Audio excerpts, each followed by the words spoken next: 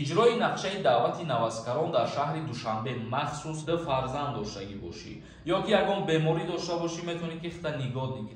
Худованд шоҳида ва худованд мебина ҳар як инсоне ки чӣ кор кардасе. Ассалому алайкум ба ҳама тамошобинони барномаҳои канали Юристиҷ.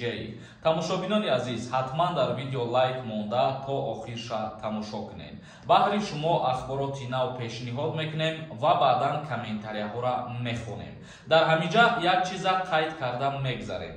Чӣ хеле ки медонед, дар канали ма конкурс рафтесай ва аллакай рӯзи финала аниқ кардагием.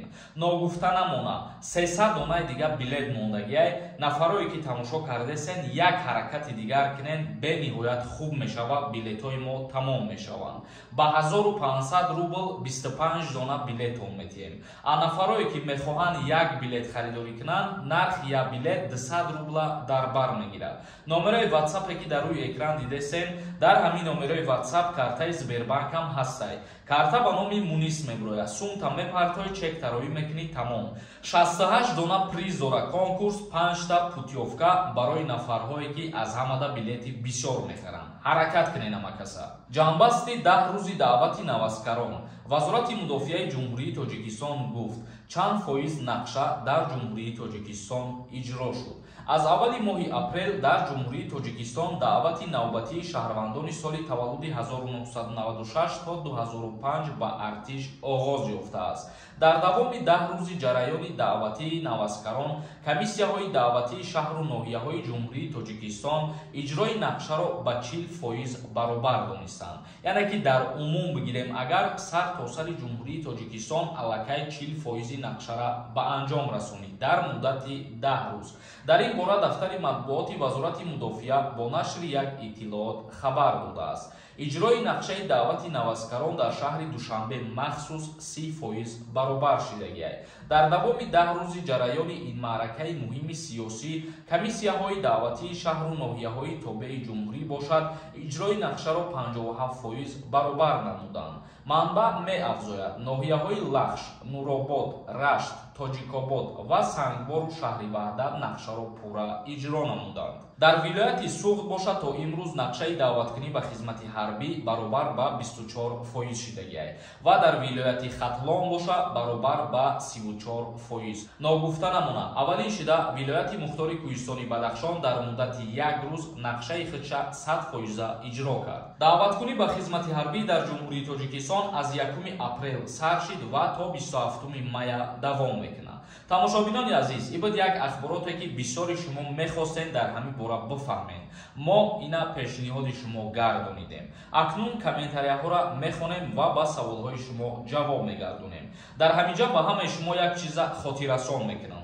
Нафарҳое ки ҳуҷҷатотон тамом шудагиай ва намедонед чӣ хел ҳуҷҷатҳои худтона айсари нав бикунед, ин ҳамин рақамҳое ки дар рӯи экран дидесен, дар ҳамин рақамҳо занг бизанед, шуморо ба границаи Қазоқистон мебараву мегзарона, ҳуҷҷатотона туғрӣ мекунед, миёед бо дальши кору фаъолият мекунед. Баха нависонда: ассалому алайкум акаи Сорбон. Илтимос дар бораи авфи муҳоҷирон ягон маълумот медодед ки рӯзҳои наздик дар назар аст. Пешакӣ раҳмат акаҷон.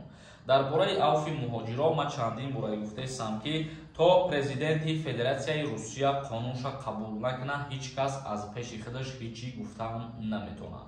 Исмон нависонда: акаи Сорбон, ассалому алайкум. Хуб ҳастен ака? Пешакӣ раҳмат. Ҳамин савол ба ҷавоб медоден. Ман дар Россия паспорти русӣ дорам. 24 сола ҳастам. 2 то фарзанд дорам. Мара хизмат мебаранд ё ки не? Оиди мобилизатсия дар назар дошта бошед. Бародарҷони ман, айни ҳол мобилизатсия нестай дар Русия. Дилшодҷон нависонда: ассалому алайкум акаҷон. Як савол дорам, илтимос ответ битед. ҳамин ҳангоми документ надоштан мо граница мегзарем Қазоқистон, мешавад ки мо бигзарем и дигар надорем обратно ба Русия. Документ надошта бошед агар, бале, метавонӣ ки ба любой ҷо сафар кунӣ. Яъне ки ғайр аз Қазоқистон ҳам метавонӣ ки ту билет бигирӣ ба Тоҷикистон биёӣ ё ки ба ягон давлати дигар сафар кунӣ. Холов нависонда: ассалому алайкум акаҷон, илтимос ответи мара тиен. Илтимос акаҷон, ман дар шаҳри Русия ҳастам. Паспорти Русия дорам, лек двойной гражданинам. 2 моҳ баъд 18 сола мешавам. Ба хизмат мебаранма ё не? Илтимос ответ. Ман бояд чӣ кор кунам набаранма хизмат? Ба хоҳиши худат дар яке аз давлатҳо метавонӣ ки ту хизмати ҳарбира анҷом диҳӣ. Барои чӣ кор кунӣ ки тура ба хизмат наваранд? Чандин вариантҳое ҳастанд, лекин вариантҳое ки бояд ту исбот кунӣ. мисол мегирем агар ту ду фарзанд доштагӣ бошӣ ё ки ягон беморӣ дошта бошӣ метавонӣ ки хта нигоҳ дигирӣ чандин робош ҳастай вале ғайриқонунӣ набоша бояд. Улуғбек нависонда: ассалому алейкум, акай сорбон дар Россия видварения кардагӣ бошанд, лекин штрафша споридагӣ набошам, кушода мешава пешакӣ раҳмат. Барои 100 ё 200 рубл метавонанд ки шуморо запрет навъез кунанд. ҳоло он ки барои видварения кардан 5000 рубл шуморо штраф мекунанд ва шумо уҳдадоред ки ҳамин қарза пардохт кунед. Тилоев М нависонда: ассалому алейкум бародар, ман патент надорам, прописка тоже надорам. Қариб 1 сол меша бе документ ҳастам. Ман метавонам граница гузарам. Бародарҷонои азизи меҳрубони ман, хоҳиш мекунам дар ҳамин бора савол натиҳем, чунки ҳар рӯз ман гап мезанам ва ҳар рӯз як гапам мефаҳмонам ба шумо ки агар дар ҳолати гузаштани граница шуморо дастгир накунанд, ҳуҷҷат талаб накунанд, метавонӣ бигзарӣ бо обратно бидроӣ. Вале агар айти ҳуҷҷат талаб кунанд, пешниҳод кардан натавонӣ, депортод мекунанд. Тамом. Як кас нависондаи конкурс ҳамаш дурӯғ ай. Худованд шоҳидай ва худованд мебина ҳар як инсона ки чӣ кор кардесай, ки чира фреб кардесай, ки чира дурӯғ гузаронидесай. Ба ҳамин хотир хоҳиш мекунам ки аз пеши худтон ҳамин гуна гапҳо набурорен, ҳамин гуна гапҳо назанед. Касое ки иштирок мекунед, бурд намекунед, ман фикр мекунам бисёри нафарат баъдан ҳамин хулосада меоян, ҳақорат мекунед, гапҳои паст мезанед. Илтимосон мекунам гапҳои ноҷо назанед.